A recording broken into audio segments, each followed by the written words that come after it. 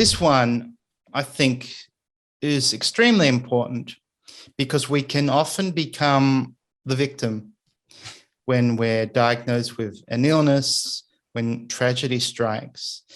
And your chapter title is Do Something for the Benefit and Well-Being of Others. And to quote the Dalai Lama, who you quote in your book, when I think he was asked by someone, what should you do when you're sick or you receive bad news or you think, you're going through a really hard time? He says, find someone worse off than you and help them. So this is probably the advice, the last piece of advice you'd want to hear, but it's very powerful. So why at a time when we're struggling with illness, are we advised or should we turn our attention to others? I'm just going to slip this in, and you may not agree with me, but when there's so little opportunity for me to really read in English about Ikigai and the original idea. But what I've gleaned is that Ikigai goes beyond just what lifts my spirits. Yeah. It's also something about how we contribute, right?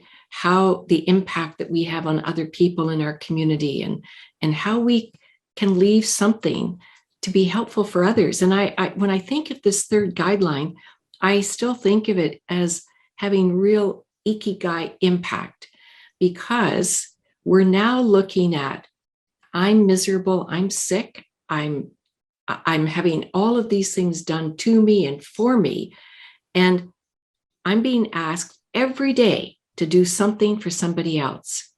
And there's not a list out there of what you should be doing.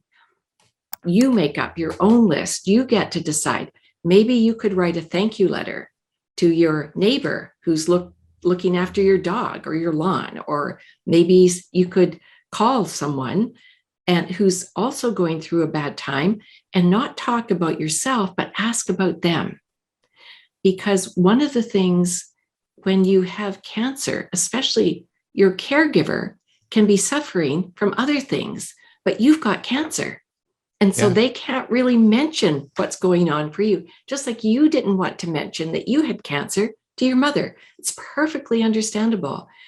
But so one of the things that Dr. Itami would say is that you do whatever you can do. If the only thing you can do this day is to actually make a cup of tea for someone you're living with, you do that, right?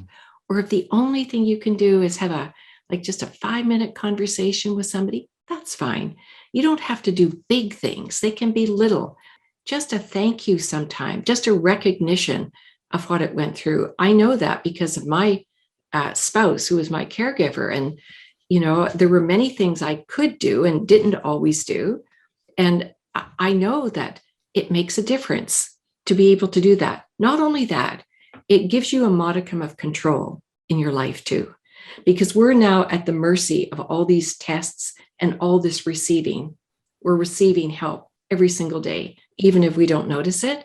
And so to take an active role in doing something for others, we're executing some control over our own behavior.